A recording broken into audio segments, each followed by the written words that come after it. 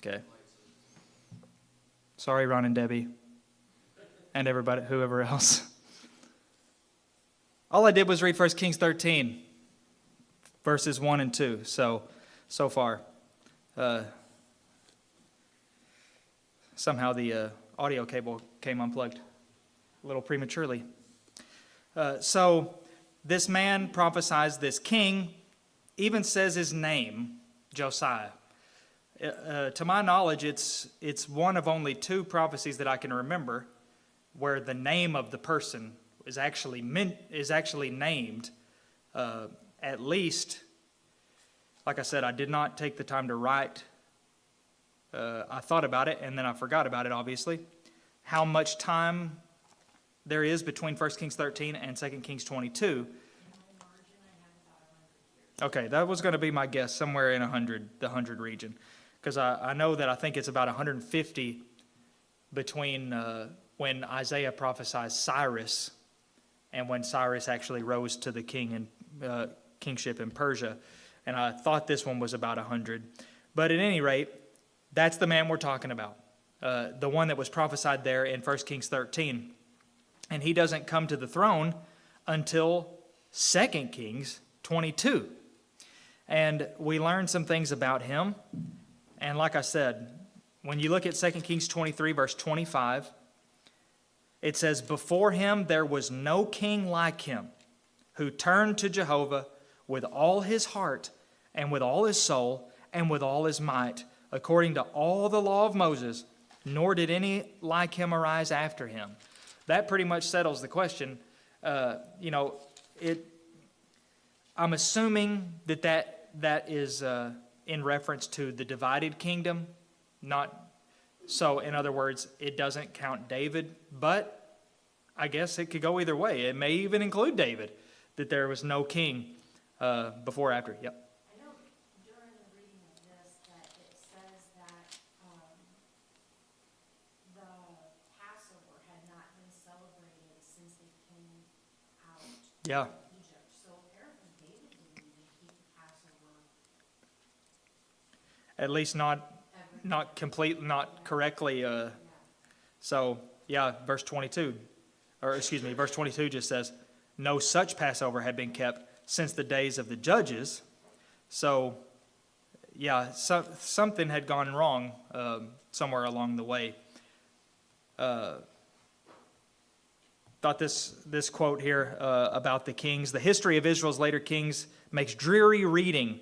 And then he quotes this writer that said, "4/5 of them were equally deficient in brains and morals, a combination of wickedness and folly, with nothing of the king about them but the name. But here and there you come upon a man amidst all these royal puppets, like finding a garden in a Sahara or a jewel in a heap of sham trinkets and dirty stage finery.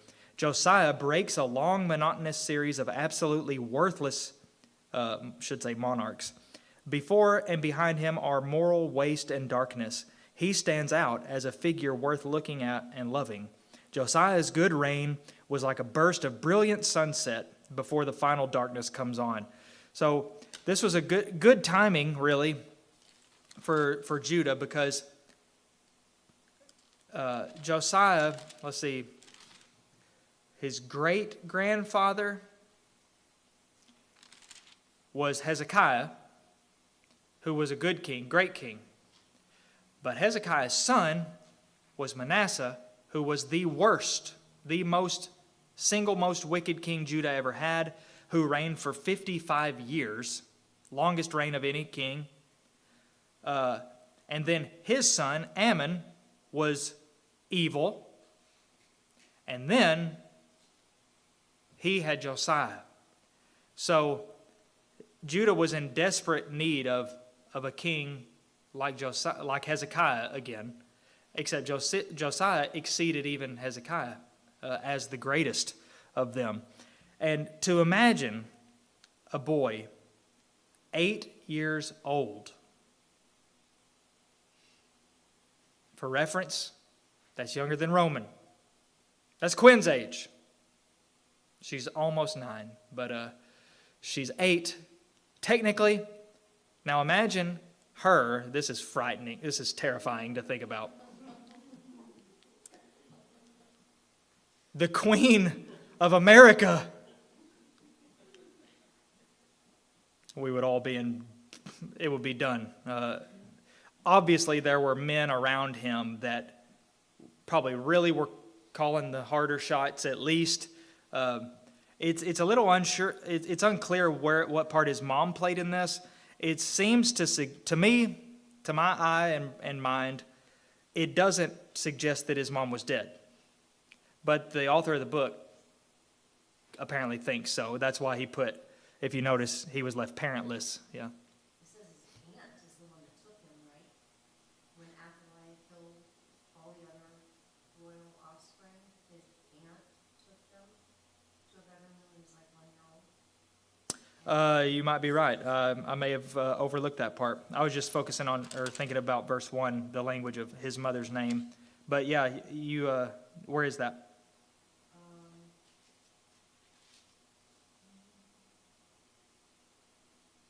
Well, if you find it, let me know, because I missed that. Must have missed that. At any rate, the thing that we do that seems to be implied about his mom was that she was a godly woman, because, like we said, his dad, not evil man. Ammon was 2 years old when he began to reign. He reigned 2 years.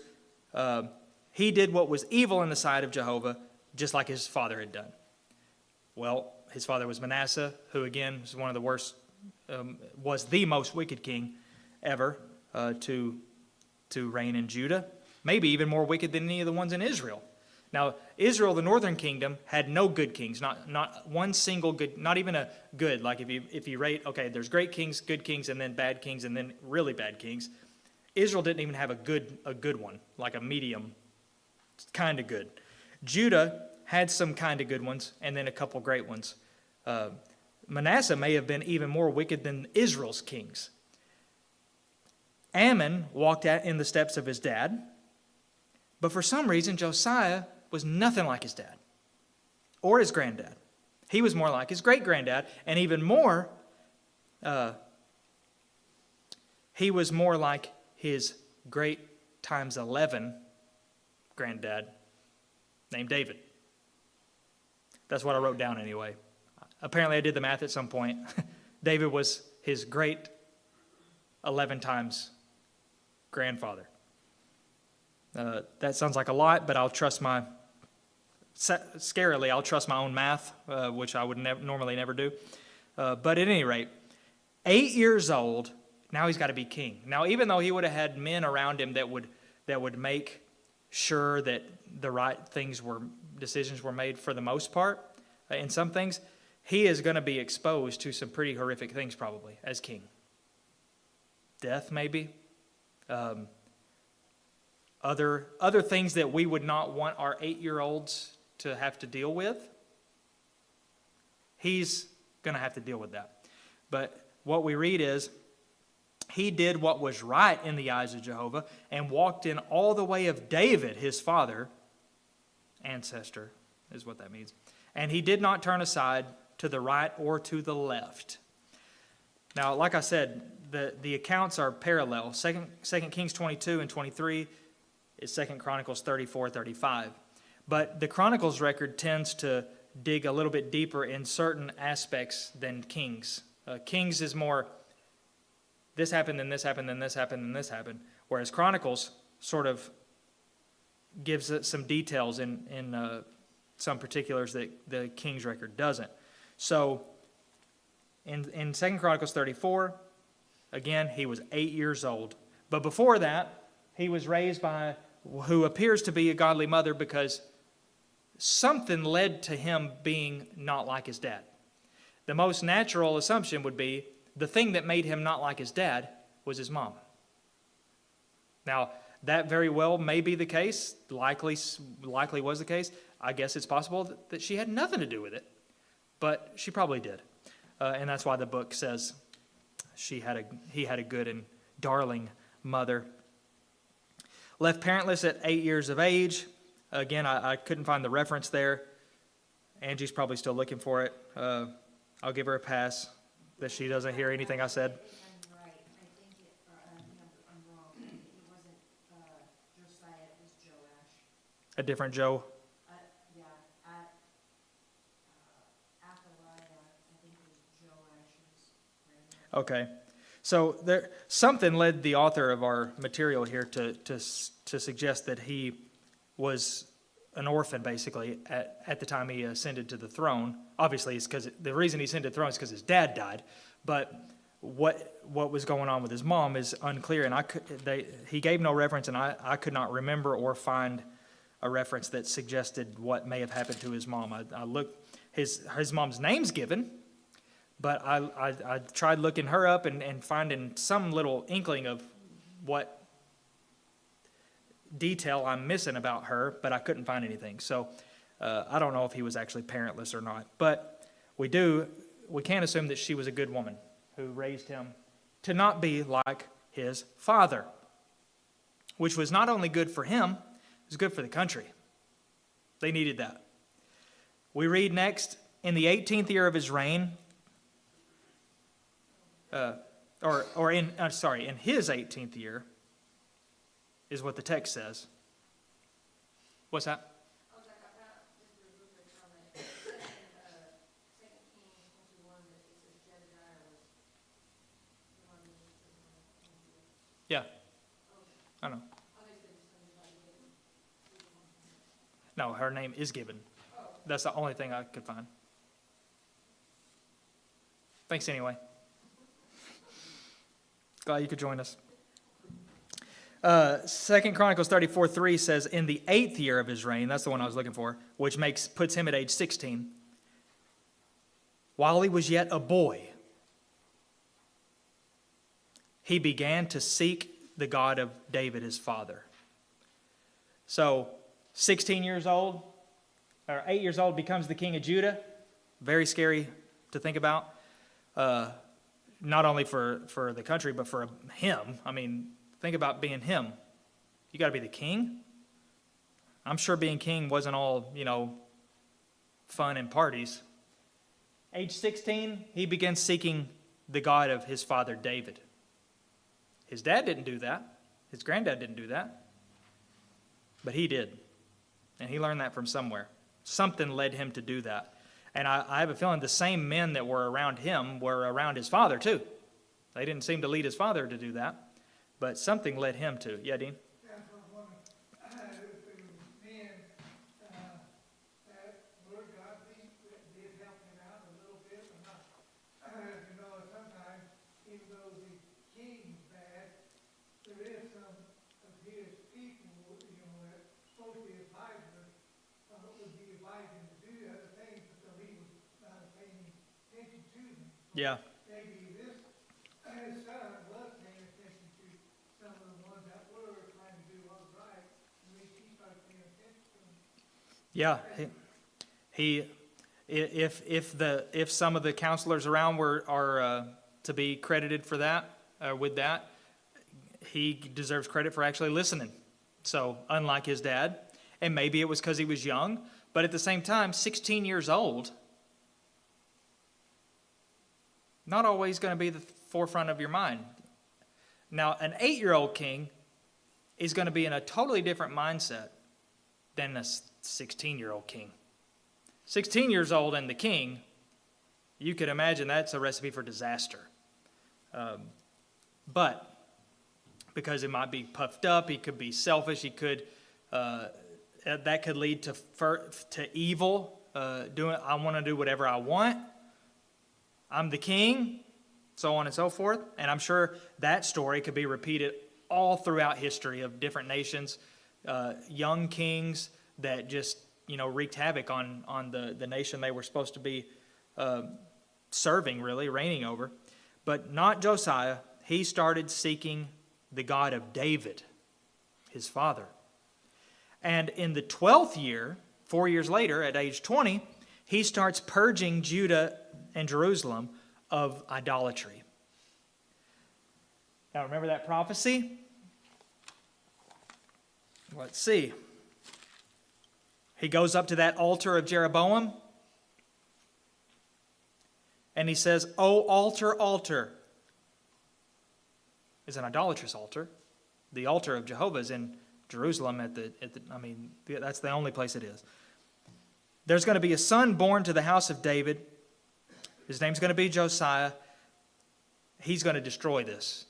He's going to destroy you, altar. And goes even deeper. It says, he's going to sacrifice the priests on you.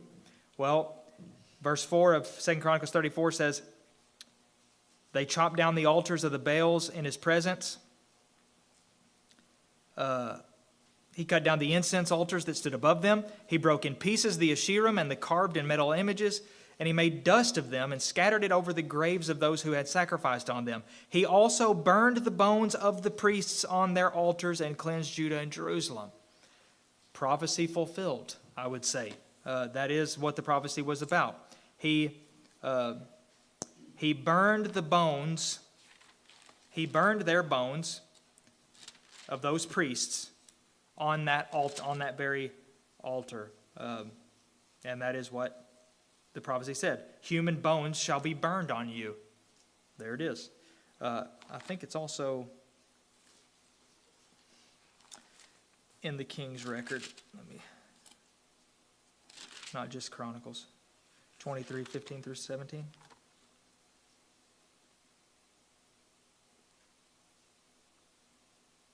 He sent and took the bones out of the tombs and burned them on the altar and defiled it, according to the word of Jehovah that the man of God proclaimed who had predicted these things.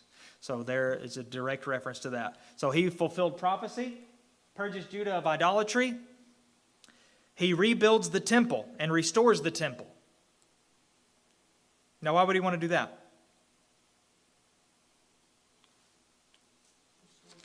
Okay. That's God's house. Remember, we talked about that this morning. He's destroying all the idols things, the altars that shouldn't have been there, the incense that shouldn't have been there, the statues that shouldn't have been there. That's what the Asherim and all these whatever paraphernalia, whatever you want to call it. He's destroying all those. So he's going beyond like saying idolatry's bad and you shouldn't use those altars anymore. I mean, he could have done that. I'm signing it into law. Nobody is to offer anything on these altars anymore. He went far beyond that. He is destroying all of them, actually, physically, because they are false, they are abominations, and God has only one altar, and there is only one God, and he has only one altar. So he's going to restore the temple, which implies that the temple was in need of restoration and repairs. Yep. Were there any other kings of Judah who actually went into Israel to destroy high places? Good question. Not that I know of. They pretty well stayed away from each other for the most part, except for the strange alliance between Jehoshaphat and Ahab, because their marriage, their kids had a marriage union. But yeah, I don't think so.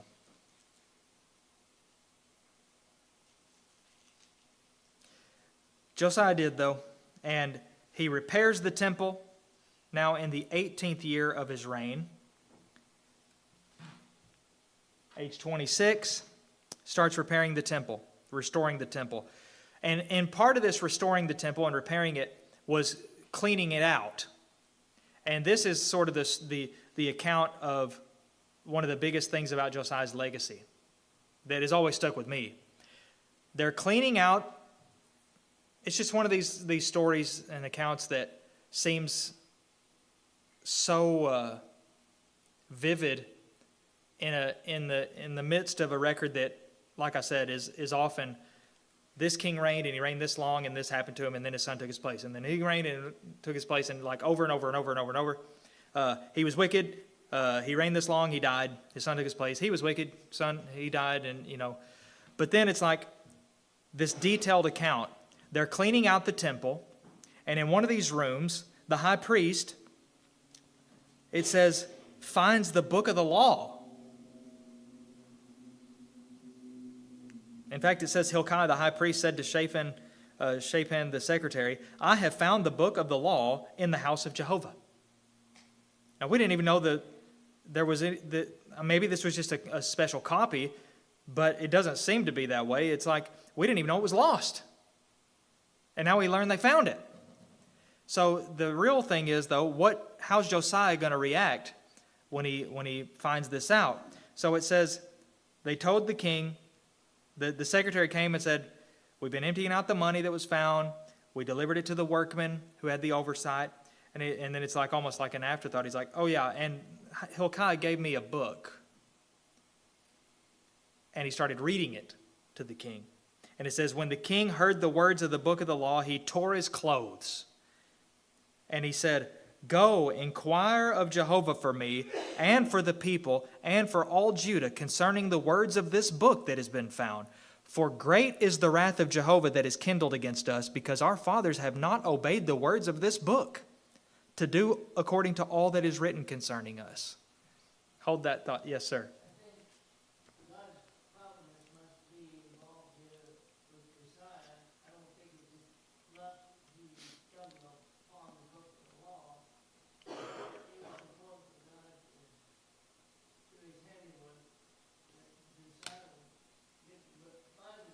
Yeah.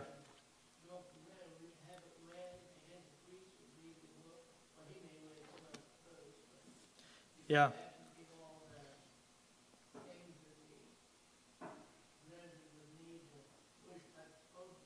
Yeah. Obviously, whether it was the sole copy or not, there were obviously things in there that they didn't have, because that's why he tore his clothes. He's like, I've never heard this. We've never been told about this, this aspect or this element. So his initial reaction is, inquire of Jehovah. We need to know about the words of this book, because God's wrath will be great against us because we haven't obeyed the words of this book. That is such an important concept that is the same today, by the way. Great is the wrath of Jehovah that is kindled against us, because our fathers have not obeyed the words of this book. So, we talked about Pharaoh this morning and how God said, I made you Pharaoh. I rose you up as Pharaoh for just this time, because you're the perfect man to be Pharaoh for this moment. I think it's the same with Josiah. What if the temple had been, what if this book had been discovered when his dad was king? Probably wouldn't have made much difference. At the least, nothing would have happened. May have even been destroyed, yeah. Or especially if Manasseh. But it was discovered when Josiah was king. And we read, the rest is how big of an impact it had on him. He declared that, let's see.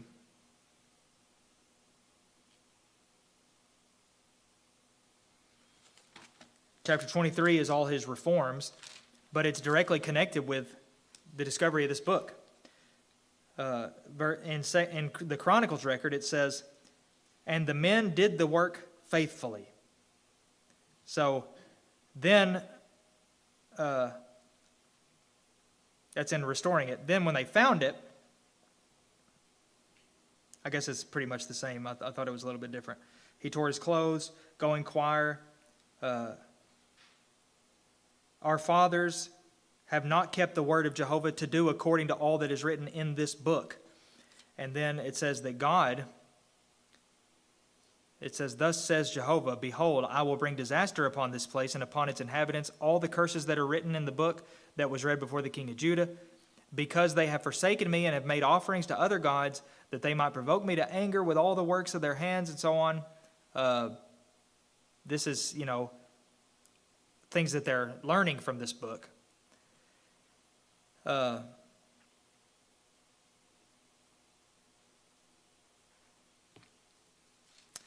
says, Josiah took away all the abominations from all the territory that belonged to the people of Israel, and made all who were present in Israel serve Jehovah their God. All his days they did not turn away from following Jehovah, the God of their fathers. And then he restores the Passover too. And like we already referenced, the Passover had not been kept at least properly for many, many, many years. Hundreds of years. And now it was being restored. And so many times we see, as prescribed in the writing, to do according to the word of Jehovah by Moses, as it is written in the book of Moses, verse 13 of chapter 35, according to the rule. And this is so powerful for people to know today, because nothing has changed. We're still to operate as it is written, not in the book of Moses, but in the book of the New Covenant, as Paul called it, the law of Christ, according to the rule. We see other places according to the pattern. Josiah found this book. He saw that they were doing things, or either doing things that they weren't supposed to be doing, or not doing things they were supposed to be doing. And he said, we've got to fix this right now. And he did. So, that's really his legacy. The sad thing, Josiah's death is one of the great tragedies of Scripture. And the reason is because it was so avoidable. And it seems to me he slipped up. He made a mistake. It's not clear exactly, but there's enough, at least one statement enough, that shows Josiah made the wrong decision. Here, the manner of his death goes like this. Necho, the king of Egypt, by the way, Egypt's been nothing for centuries now because of God. We saw that this morning. They hardly ever show up again because they were brought so low. But apparently maybe they're starting to rise up. They had been starting to rise up in this later period of the kingdom of Israel and Judah. Now it says Necho went up to fight somebody else. The Chronicles record doesn't even say. Yeah, it shows where they were going to fight, but it doesn't even say who he was going to fight. King of Syria, Assyria in 2 Kings, there it is. So the king of Egypt is going, I don't have a map for you, to fight the king of Assyria. Well, Egypt, southwest, okay? Assyria, northeast. Judah, in the middle. So there's these two bigger nations sort of going at it on either side of Judah. Well, for some unexplained reason, Josiah decides to go out and meet the king of Egypt on his way, because if he's going to go, I guess, to Carchemish to fight the king of Assyria, he's going to go sort of past Judah. He goes out to meet him there in sort of a defiant, stop right there, we don't stand for this, or something along those lines. For some reason, he decided to go out there. And the king of Egypt says, now you can't take his word for it per se, but the text backs up what the king of Egypt says. So it says this.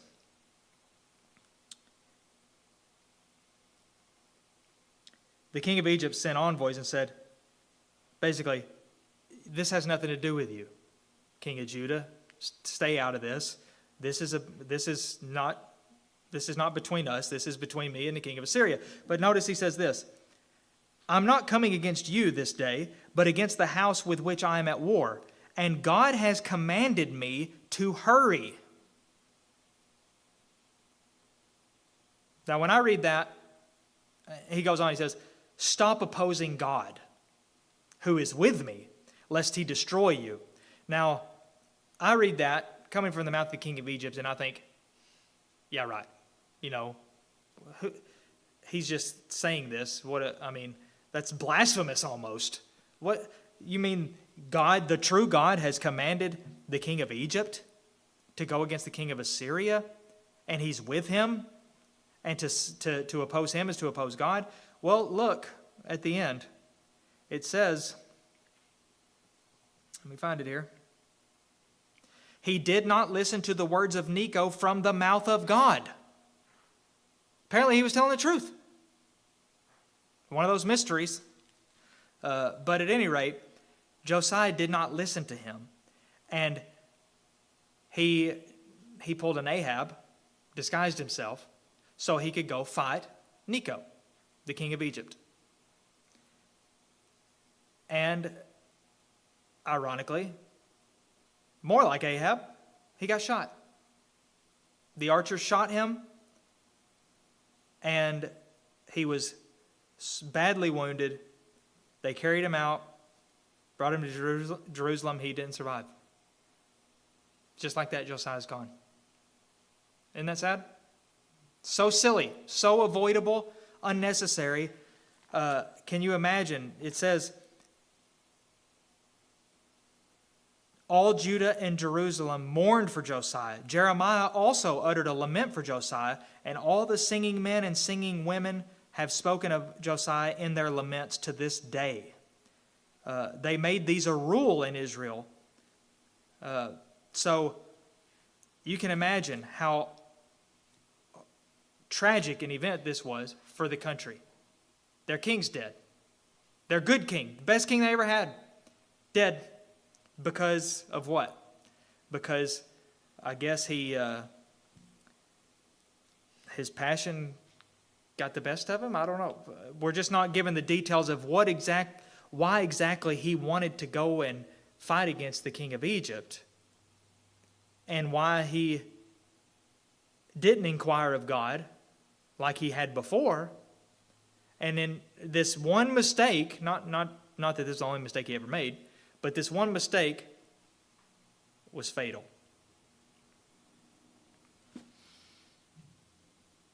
Just like that. So the king of Egypt was trying to save his life. Strangely. He said, he will destroy you. Cease opposing God who is with me, lest he destroy you. He should have listened to that. But for whatever reason, he didn't. He fought him anyway. But again,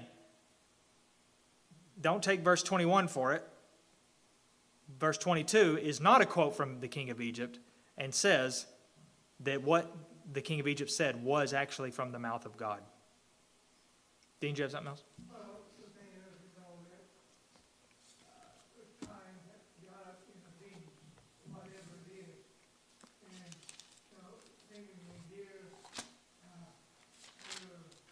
Josiah is timed up or not, but we know that God has used other nations, what we call wicked nations, to go up and do what He wanted them to do. And this is what the king of Egypt was doing. He was doing good, what God wanted him to do, and he basically came to the doom of Josiah.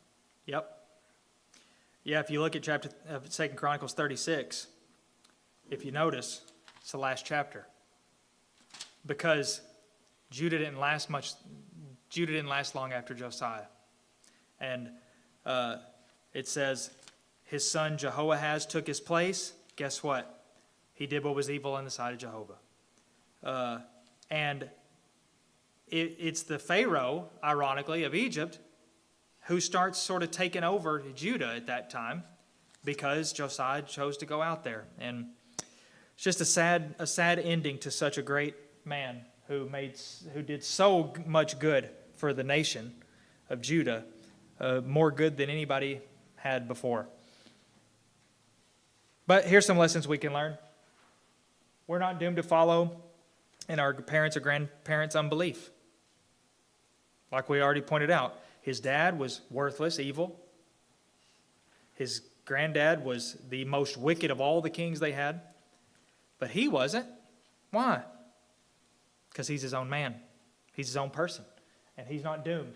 Just because my dad was like this, just because my granddad was like this, doesn't mean I'm going to be like this. And same is true for us in matters of unbelief.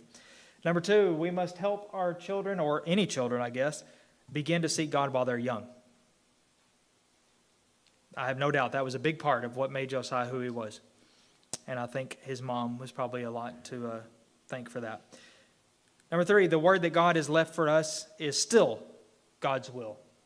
No matter how old it is, it's still God's will and always will be.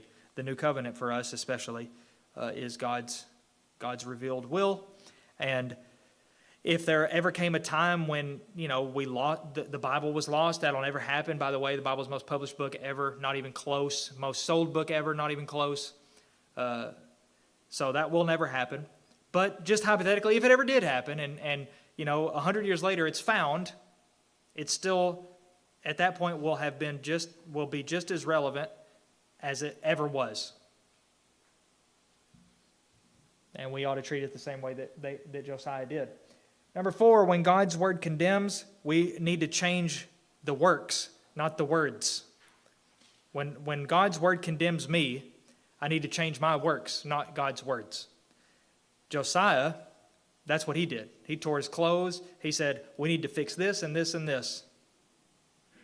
Whatever needs to be fixed, we need to fix it. Rather than taking the words of God and saying, well, that was then, this is now, or that this is not really that important, or whatever other excuses somebody can make in those situations. Number 5, we must not let our passion outweigh our submission. I think that is the mistake that Josiah made at the end. For whatever reason, he was passionate about going against the king of Egypt, and in that moment, he let that be the driving force, which led to his doom. And we can make that same mistake too, but we need to avoid that. Finally, number 6, a nation is just one leader away from restoration or destruction. It can really come down to that. Like I said, chapter 36 of 2 Chronicles, there's not much left. And if you look at the end, it says in the subheading in my Bible, Jerusalem captured and burned. So after Josiah, this king came, he was replaced by this king, he was replaced by this king, he was replaced by a governor. It just all came crumbling down. Josiah was a savior, really, for the nation. But as soon as he was gone, it was right back or even worse than it was before Josiah. So, something to think about. It can all come crumbling down. But the people, we the people, have power to affect things just as much as a king does. But we do it on the ground level, starting with ourselves. Mm-hmm. Do you know where it was said? I think it was actually Moses that, because they're at the point when they shouldn't even have ever been thinking about a king, that it was said that every king is to write the law, to write a copy of the law. I'm not sure. And I would assume that probably ended with Solomon, because David and Solomon both wrote many Psalms, and of course Solomon the Proverbs. And because David said that he was always seeking the Lord. Yeah, I don't know. I'll have to look into that. Doesn't ring any bells, but definitely interesting. It's been just recently that I noticed it, and I was like, wow, why does that say that there? Because there's not going to be a king for a few hundred years probably. Yeah, it took a while. Yeah, Judges covers like 350, I think, years, so that's just the book of Judges, so I'll have to get back to you on that if I find anything. All right, here's the thing. We may not lose the Bible altogether in our lives, but we may find something in the Bible that we forgot about. And that could happen. I mean, it's happened like 3 times here in this last 40 minutes. Something mentioned that I've forgotten about. But in our own personal lives, there might be something that maybe you didn't forget about it completely, but you're reminded of it and you realize that you're not properly reflecting that in your life, or maybe I'm not doing that, or maybe I'm doing this when I shouldn't be. We need to make the same choice Josiah made and grieve over our shortcoming and fix it. It's that simple. Just fix it. Dean, do you have something else? Well, I mean, seems like in time, we know that God has kept some things hidden. And there's some things, like, we'll never know, like what happened to the ark and stuff like that, where, finding it, and it will be doesn't matter, but there's some things that God has kept from us, and there's other things that he has revealed. And we know that God has always revealed to man what he wanted him to do. So that's one thing that we can always be sure, whether 10 generations from now or not, we know that God, they say the Bible got this place or something, we know that God is going to reveal back to man what he wants him to do. Yeah. God has revealed his will. And he hasn't revealed everything about everything, but he's revealed what we need to know. And that's the key. So when we find it, and we shouldn't just wait until we're cleaning out the closet and stumble upon it, Or I guess to translate that, we shouldn't wait until it comes up in a sermon or it comes up in a Bible class. We should be seeking in our own time those things that we may have overlooked or forgotten about. And when we do find them, make the change immediately. Accept it. That's part of humbling ourselves. We humble ourselves and raise up God in the place of ourselves by molding ourselves to his word.